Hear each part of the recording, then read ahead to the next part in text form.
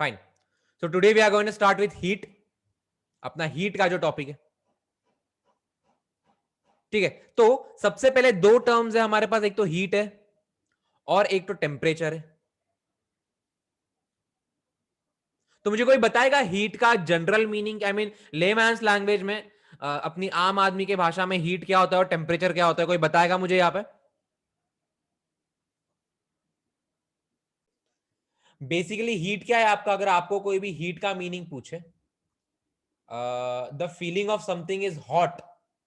Okay. अब basically degree of hotness और degree of coldness ऐसा कुछ लोग बोलते हैं, लेकिन हम लोग क्या बोलेंगे? बेसिकली हीट को क्या बोलेंगे? The amount of thermal energy, the amount of thermal energy present inside any material या inside any object. Sorry for joining late. No no worry Shreya, तुम्हारे लिए रुके थे हम लोग सब लोग. ठीक है. ओके. हीट का डेफिनेशन क्या है फिर? हीट का एक सादा सिंपल सा मीनिंग क्या है? The amount of thermal energy present in an object. In an object. अगर किसी भी ऑब्जेक्ट की थर्मल एनर्जी ज्यादा है तो उसमें हीट ज्यादा है.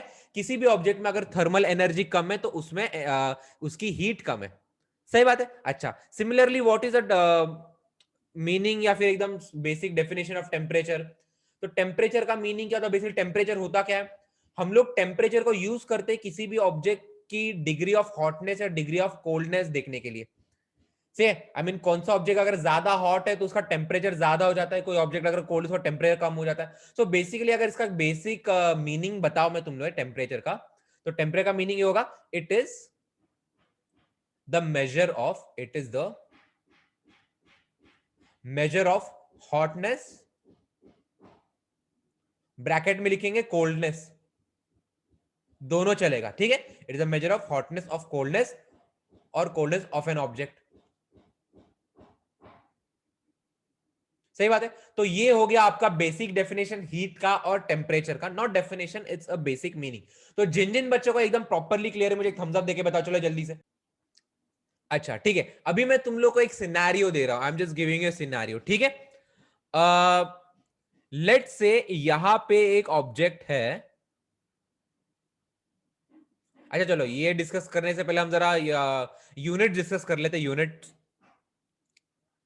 सही बात है. हीट का यूनिट क्या? कोई बताएगा मुझे what is the unit of heat? Anyone? तुमने कभी कोई न्यूमेरिकल किया होगा या फिर तुमने टीचर ने पढ़ाया होगा. तो हीट का यूनिट क्या होता है? On the other hand temperature का यूनिट क्या होता है? Yes, anyone? टेम्परेचर का तो आई गेस तुम्हें पता होना चाहिए. जब भी मैं बोलते हैं मुझे, अगर मुझे बुखार हुआ है तो मैं क्या बोलूंगा? मुझे 101 बुखार है, 102 बुखार है. वो कौन सा यूनिट होता है? वो होता है डिग्री फ़ारेनहाइट. वो होता है degree Fahrenheit. On the other hand कभी कभी लोग बोलते हैं पानी का टेम्परेचर है 20 डिग्री सेल्सियस, या फिर आज मौसम का टेम्परेचर है 25 डिग्री सेल्सियस, तो वो एक यूनिट बन जाएगा डिग्री सेल्सियस का. सो या मोस्ट कॉमनली यूज्ड यूनिट है degree Celsius and degree Fahrenheit. ठीक है. आई मीन इसके एग्जांपल देखने जाओ तो जो आजू बाजू का जो सराउंडिंग का टेम्परेचर है वो यूजुअली डिग्री सेल्सियस में मेजर किया जाता है, और जो बॉडी का टेम्परेचर है वो यूजुअली डिग्री फ़ारेनहाइट में मेजर किया जाता है. सही बात है. और एक डिग्री केल्विन करके यूनिट है. ये साइंटिफिक यूनिट है, एसआई यूनिट है. तो ये जो दोनों है ये प्रैक्टिकल यूनिट है. Practical unit. बेसिकली प्रैक्टिकल दुनिया में जब भी हम लोग मेजर करेंगे टेम्परेचर को, वो डिग्री, एक तो या तो degree Celsius, most commonly degree Celsius, या फिर डिग्री फ़ारेनहाइट. सही बात है.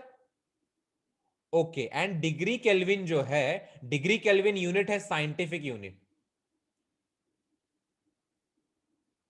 It's nothing but a scientific unit. सही बात है. आई मीन जब भी हम साइंटिफिक मेजरमेंट्स करेंगे एंड कोई जो साइंटिफिक जो फॉर्मूलाज वगैरह होते हैं उसमें जब भी टेम्परेचर की वैल्यू सब्स्टिट्यूट करनी होती है वो केल्विन में कन्वर्ट करके सब्स्टिट्यूट करनी होती है. ठीक है. थोड़े हायर स्टैंडर्ड्स में ये आपको और ज्यादा क्लियर हो जाएगा. सही बात है. तो या degree Celsius and degree Fahrenheit are the practical unit, degree Kelvin is the scientific unit. जिन जिन बच्चों को ये टेम्परेचर का यूनिट क्लियर है मुझे एक थम्स अप देके बताओ, चलो जल्दी से. यस. यूनिट हो गया. टेम्परेचर का यूनिट हो गया. अभी हम लोग देखेंगे हीट का यूनिट. तो यहां पे आयशा ने आंसर दे दिया था जूल्स. या इट्स अ करेक्ट आंसर. बस उसके साथ और भी यूनिट्स है हमारे पास. ठीक है. या भाविका ने भी आंसर दिया. गुड भाविका. वॉट. नहीं, वॉट तो नहीं है, वॉट तो पावर का यूनिट हो जाता है और पावर नहीं आता। ठीक है, चलो, अगर हीट देखे तो heat is a form of energy. अगर हीट देखे तो यहाँ पे इट्स यहाँ पे मैंने लिखा है it's nothing but thermal energy, तो इसमें बेसिकली एनर्जी का टर्म आ गया, इसमें एनर्जी का टर्म आ गया, और सिंस एनर्जी का टर्म आ गया तो इसका एक यूनिट तो होगा जूल्स, बिकॉज एनर्जी का यूनिट होता है जूल्स, तो या जूल्स इसका एक यूनिट है। बट अगर मैं प्रैक्टिकल यूनिट देखूं तो हीट को कभी भी मोस्टली कोई जूल्स में नहीं मेजर करते, इधर will measure it in kilo joules, या फिर will measure it in calories, या फिर will measure it in kilo calories.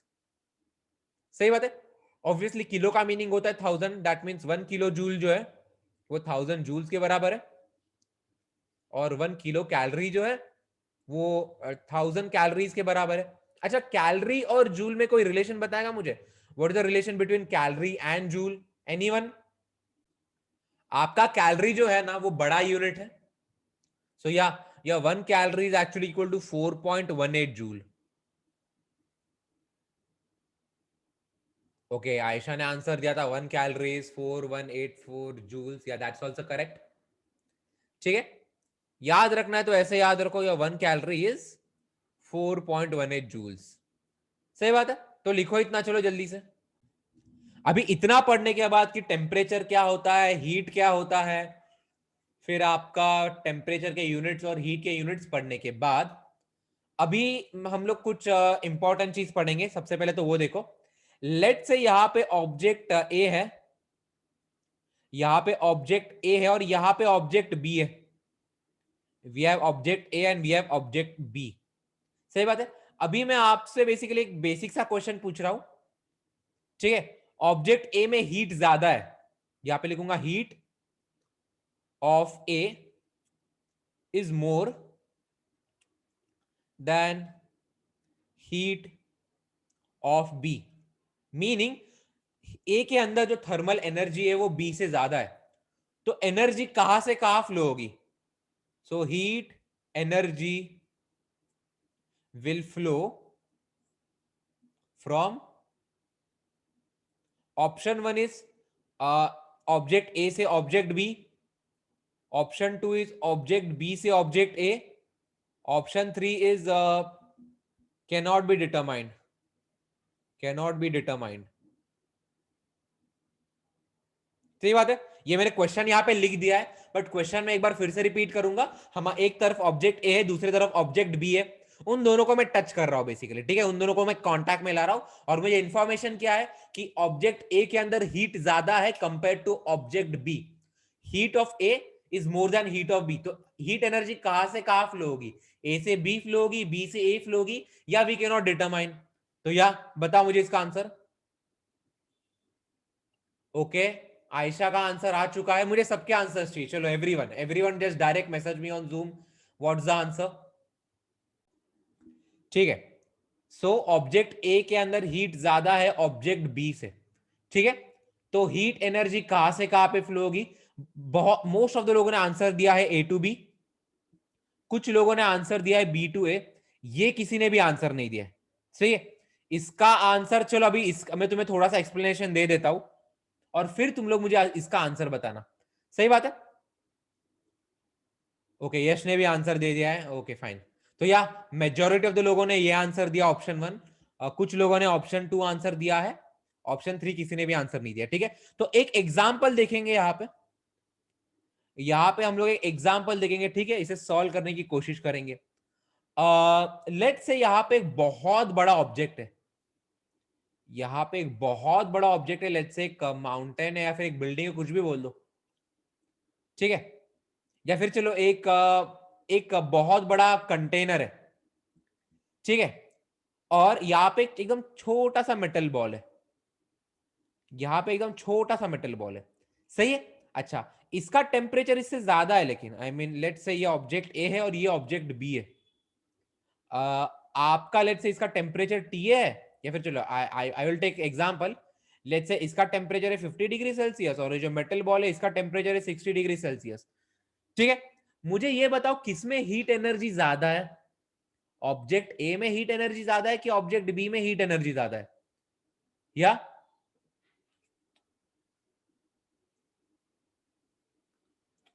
No, तुम लोग गलत बोल रहे हो। ऑब्जेक्ट ए में हीट एनर्जी ज्यादा है बिकॉज ऑब्जेक्ट ए बहुत बड़ा है। मैंने तुम लोगों को क्या बड़ा, ऑब्जेक्ट ए बहुत बड़ा ऑब्जेक्ट ले लो। लेट से ये जो ऑब्जेक्ट है, ये ऑब्जेक्ट 1000 kg का मान लो, ये ऑब्जेक्ट 1000 kg का मान लो, और ये वाला जो ऑब्जेक्ट है वो लेट से 1 ग्राम का मान लो। और बहुत ज्यादा डिफरेंस भी नहीं है टेम्परेचर में, 10 डिग्री का डिफरेंस है। मैं तुम लोग को हीट कैलकुलेट करके बताऊंगा, बट ये सिंस ये ऑब्जेक्ट बहुत बड़ा है तो इसका हीट ज्यादा होगा। अब मुझे बताओ, ए हीट एनर्जी ए से बी फ्लो होगी या बी से ए फ्लो होगी? कोई बताएगा मुझे यहाँ पे? इस केस में बताओ मुझे, जो यहाँ पे एग्जांपल दिया है, हीट एनर्जी ए से बी फ्लो होगी या बी से ए फ्लो होगी? ए से बी?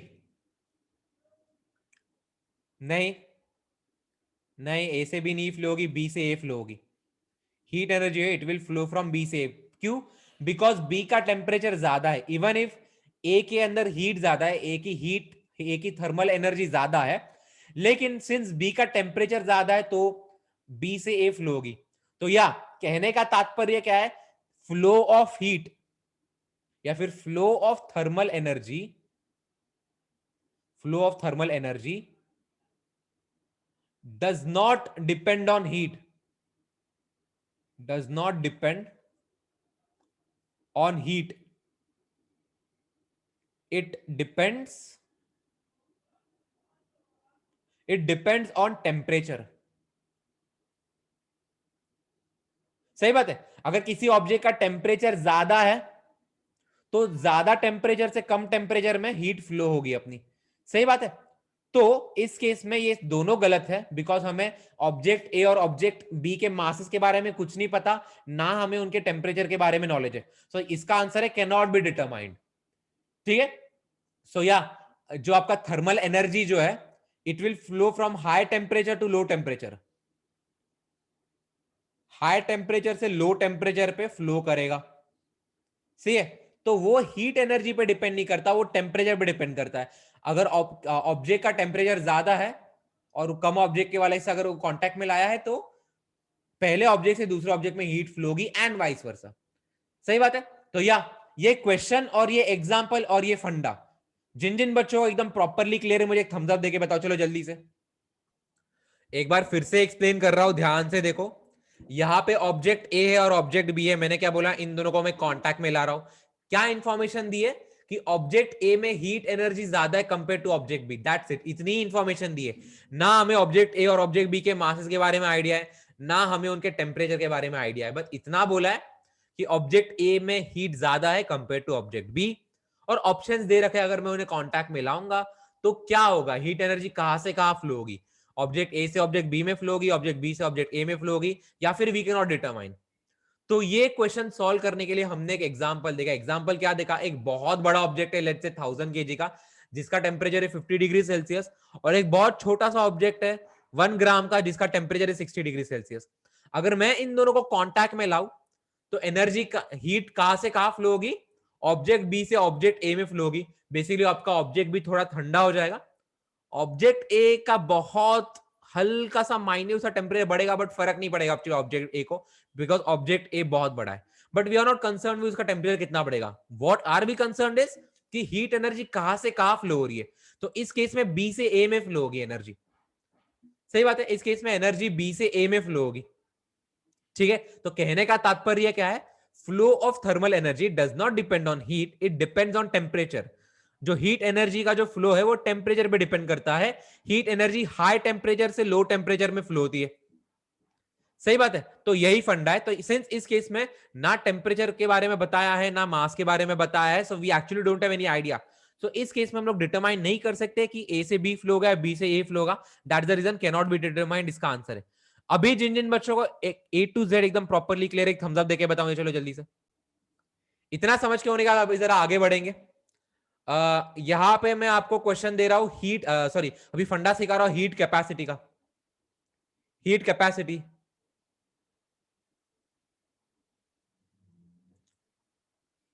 ठीक है।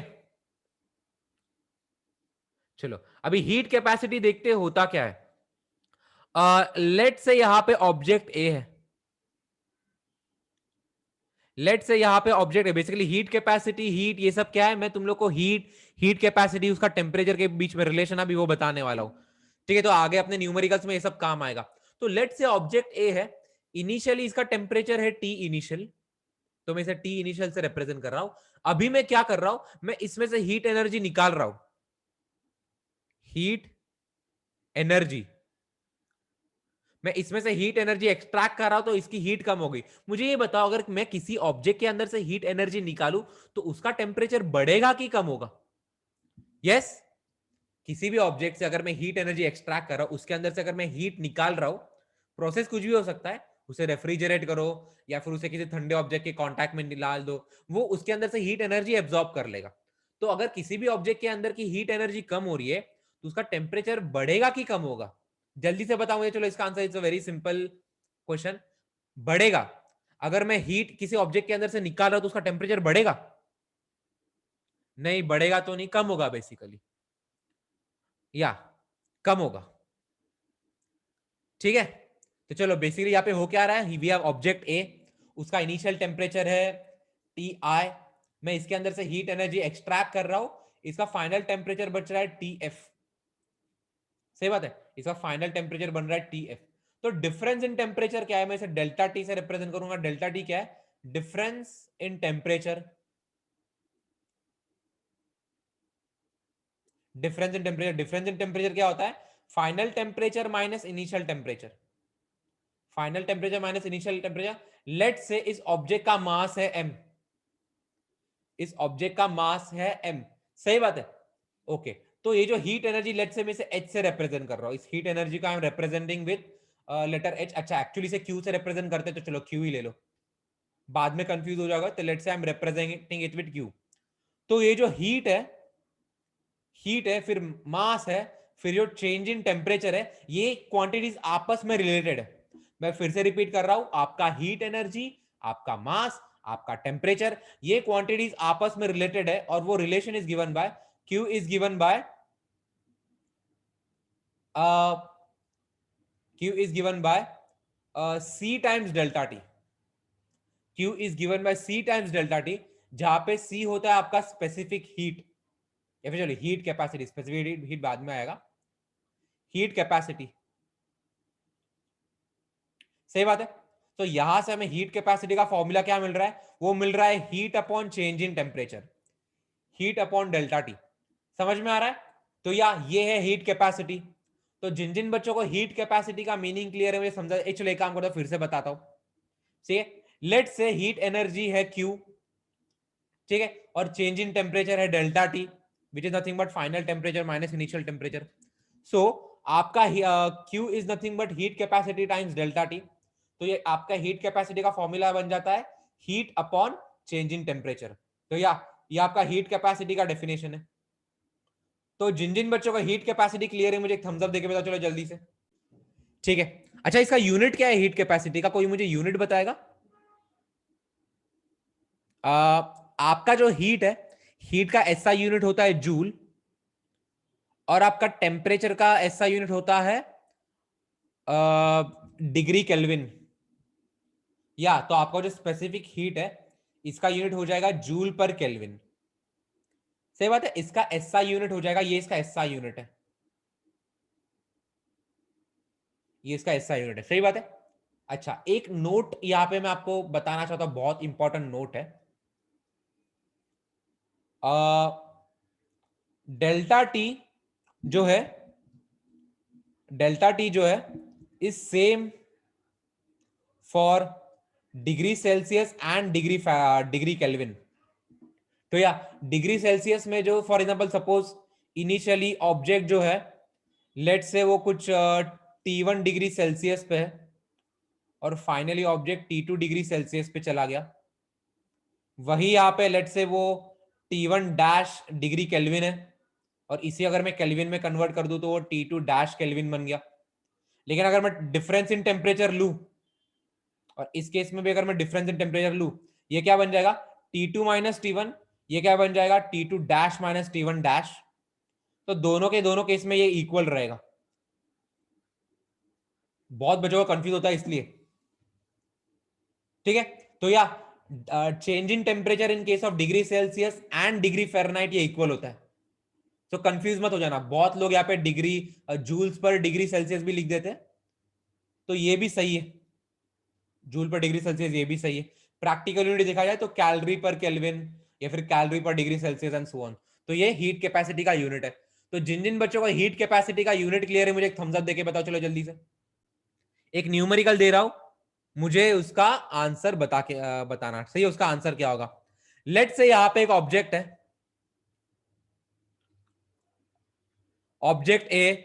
इस केस में इसका जो हीट कैपेसिटी है इट इज 100 जूल पर केल्विन। इसका हीट कैपेसिटी 100 जूल पर केल्विन। इसका इनिशियल टेम्परेचर था लेट से 50 डिग्री सेल्सियस और इसका फाइनल टेम्परेचर बन गया 75 डिग्री सेल्सियस। सही बात है। तो इसकी टोटल हीट बतानी है आपको सबसे पहले, तो हीट कितनी है और हीट कहां से कहां फ्लो हुई ये भी बताना है, मतलब ऑब्जेक्ट से सराउंडिंग में फ्लो हुई है या सराउंडिंग से ऑब्जेक्ट में फ्लो हुई है ये बताना है। सही बात है। तो जरा इसे सॉल्व करो, मुझे बताओ आंसर क्या है। ठीक है, चलो अभी बेसिकली कैसे करेंगे इसे, जैसे मैंने आपको बताया, सबसे पहले इन दोनों को लेके मैं डेल्टा टी निकालूंगा, मैं चेंज इन टेम्परेचर निकालूंगा। चेंज इन टेम्परेचर क्या होता है, ये होता है final temperature minus initial temperature. अच्छा, बहुत बच्चे डर जाएंगे देख के, अरे ये डिग्री सेल्सियस है तो क्या मुझे इसे केल्विन में कन्वर्ट करना पड़ेगा। आंसर है नहीं। मैंने आपको यहाँ पे नोट बताया था, change in temperature is same for degree Celsius and degree kelvin, even though degree kelvin आपका एसआई यूनिट है, बट और यहाँ पे भी दिख रहा है मैंने डिग्री केल्विन केल्विन के टर्म्स में लिया है, लेकिन डिग्री सेल्सियस के केस में और केल्विन के केस में change in temperature is the same. तो यहाँ पे फाइनल टेम्परेचर 75, इनिशियल टेम्परेचर 50, तो फाइनल माइनस इनिशियल करने जाओ तो ये बन जाएगा 75 माइनस 50। सही बात है। ओके, तो ये कितना बन जाएगा, ये बन जाएगा आपका 25। ठीक है, इसे डिग्री सेल्सियस भी लिख सकते हो या फिर डिग्री केल्विन भी लिख सकते हो। जैसे मैंने आपको बताया कि जो चेंज इन टेम्परेचर होता है वो दोनों के दोनों केस में इक्वल होता है। अच्छा, अगर ये आप ये लिख रहे हो अलग से कि और 25 degree Celsius is equal to 25 degree Kelvin, ये गलत हो जाएगा, ये गलत हो जाएगा। ठीक है, इट्स नॉट ट्रू। लेकिन जैसे मैंने बताया, अगर मैं चेंज इन टेम्परेचर का यूनिट देखूं तो या डिग्री से उस केस में डिग्री सेल्सियस डिग्री केल्विन बराबर है, या आप हायर स्टैंडर्ड में पढ़ोगे कि एग्जैक्टली क्यों।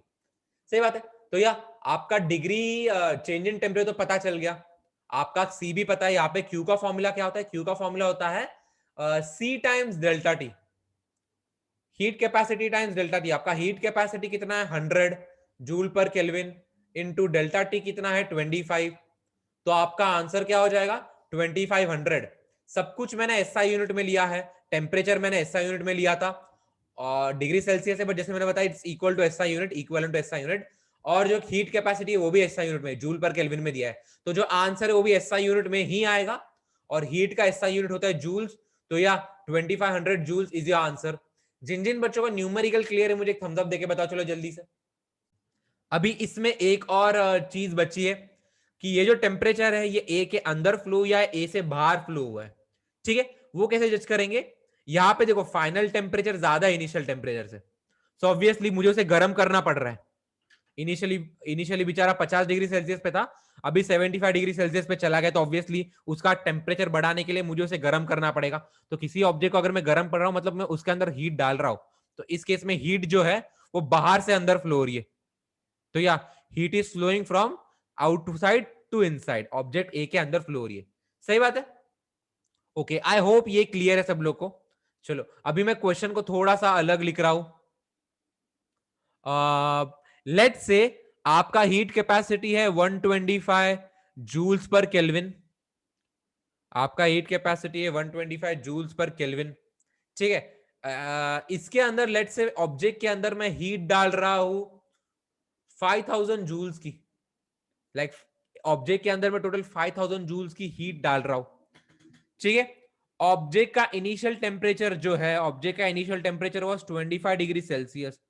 You have to calculate the final temperature of that object. Basically ये हीट क्या है, बेसिकली यहां पे डालेंगे flowing inside the object, inside the object basically object को गर्म कर रहा हूं मैं। कितना गर्म किया मैंने ऑब्जेक्ट के अंदर 5000 जूल्स का हीट डाल दिया। सही है, ऑब्जेक्ट का हीट कैपेसिटी है 125 जूल्स पर केल्विन।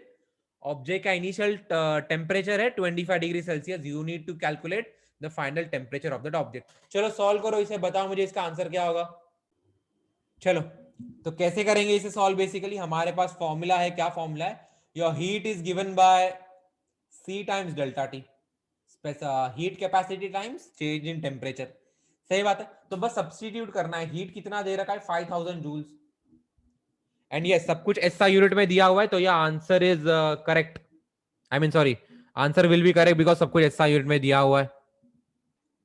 सो या इस केस में हीट के बदले सब्स्टिट्यूट करेंगे 5000, हीट कैपेसिटी दे रखी है 125, तो 125 टाइम्स डेल्टा टी। चलो डेल्टा टी फॉर नाउ ऐसे ही रखेंगे। सो यहां से डेल्टा टी का वैल्यू क्या आ जाएगा, चेंज इन टेम्परेचर का वैल्यू क्या हो जाएगा, वो बन जाएगा 5000 अपॉन 125। तो चलो जल्दी से मुझे कैलकुलेट करके बताओ व्हाट इज दिस 5000 बाय 125 कैसे करेंगे। चलो दोनों के दोनों 25 से डिविजिबल है, तो 25 फाइव जा, ये कितना हो जाएगा 25 टू जा 00, एंड 500 कितना हो जाएगा 40। या सर आंसर 375 आ रहा है, नहीं आई डोंट थिंक सो। ठीक है, चलो ये चीज आपका 40 हो जाएगा। ठीक है, बेसिकली मैंने क्या किया, 25 से डिवाइड किया, 25 5 are 125 and then 25 2 are 50 and 00, again 200 by 5 कितना बन जाता है 40 बन जाता है। सो या चेंज इन टेम्परेचर इज 40। अभी चेंज इन टेम्परेचर क्या होता है, ये होता है final temperature minus initial temperature. ये किसके इक्वल है, 40 के इक्वल है। अभी इनिशियल टेम्परेचर के बदले तो मुझे 25 सब्सटीट्यूट करना है, तो T final minus T initial, delta T is 40, delta T is nothing but T final minus T initial. तो T final minus T initial कितना है 25, ये चीज जो है आपका 40 के बराबर है। तो what is your T final, T final will become 25 plus 40। तो कितना हो जाएगा आपका टी फाइनल 25 प्लस 40 65। तो या 65 degree Celsius is the final answer. जिन जिन बच्चों को एकदम प्रॉपरली क्लियर है मुझे एक थम्स अप देके बताओ, चलो जल्दी से एक बार फिर से देखो, फिर से समझा रहा हूं। Your heat capacity is 125 joule पर Kelvin, your heat is 5000 joules and it's flowing inside the object. Since it's flowing inside the object, मुझे ये पता है कि फाइनल टेम्परेचर ज्यादा होगा इनिशियल टेम्परेचर से, बिकॉज मैं उसे गर्म कर रहा हूं तो ऑब्वियसली उसका टेम्परेचर बढ़ेगा। इनिशियल टेम्परेचर दे रखा है 25 degree Celsius and I need to calculate the final temperature. सही बात है। योर हीट का formula is given by heat is C delta T. Heat is nothing but heat capacity times change in temperature. So heat के बदले डाल दूंगा 5000, heat capacity के बदले डाल दूंगा 125 इनटू डेल्टा टी। तो यहां से हमें डेल्टा टी की वैल्यू मिली 40। ठीक है, आपका जो डेल्टा टी है वो होता है final temperature minus initial temperature, तो T final minus T initial, वो चीज 40 के बराबर है। तो बस यहाँ पे टी इनिशियल सब्स्टिट्यूट कर दिया 25, तो यहाँ पे ये एडअप हो जाएगा बेसिकली, तो यहाँ पे आंसर हो जाएगा अपना 65। तो ये फाइनल टेम्परेचर इज 65। अभी क्लियर है तुम्हें एकदम अच्छे से। आज हमने क्या क्या पढ़ा, सबसे पहले तो हमने देखा हीट का टॉपिक स्टार्ट किया। हीट में दो इंपॉर्टेंट टर्म्स होते हैं, एक तो हीट होता है, एक तो टेम्परेचर होता है। हीट क्या होता है, the amount of thermal energy present in an object, एक ऑब्जेक्ट के अंदर कितनी थर्मल एनर्जी है। टेम्परेचर क्या होता है, it is the measure of hotness और कोल्डनेस ऑफ एन ऑब्जेक्ट। कोई ऑब्जेक्ट कितना गर्म है या कोई ऑब्जेक्ट कितना ठंडा है, ये उसका मेजरमेंट है टेम्परेचर। सही बात है। हीट का यूनिट होता है जूल, ऐसा यूनिट है जूल, यहाँ पे मैं लिख देता हूं, joule is the SI unit, joule is the SI unit. बाकी kilo joule, calorie, kilo calorie ज्यादा प्रैक्टिकल यूनिट, और यहां पे मैंने कन्वर्जन फैक्टर बता दिया है। देन टेम्परेचर के यूनिट देखे, डिग्री सेल्सियस, डिग्री फ़ारेनहाइट, ये प्रैक्टिकल यूनिट है, and degree Kelvin is a scientific unit. Scientific unit is nothing but the SI unit. सही बात है, system international SI unit scientific unit है। ठीक है, ओके। उसके बाद हमने बेसिकली एग्जांपल देखा। इस एग्जांपल से हमें क्या पता चला कि जो हीट का फ्लो होता है वो टेम्परेचर पे डिपेंड करता है, वो हीट पे डिपेंड नहीं करता। और जिसकी हीट ज्यादा है तो ज्यादा हीट से कम हीट, सॉरी ज्यादा टेम्परेचर से कम टेम्परेचर में हीट फ्लो होगा। सही बात है। उसके बाद हमने फंडा देखा हीट कैपेसिटी का, तो हीट कैपेसिटी का फॉर्मूला क्या होता है, हीट अपॉन टेम्परेचर। ठीक है। अच्छा, बहुत लोग यहाँ पे delta T upon delta T बोलते हैं, change in heat upon change in temperature. तो चलो ऐसा हम लोग लिखेंगे। सही बात है। तो यहां से हमें बेसिकली फॉर्मूला क्या मिला, हीट इज नथिंग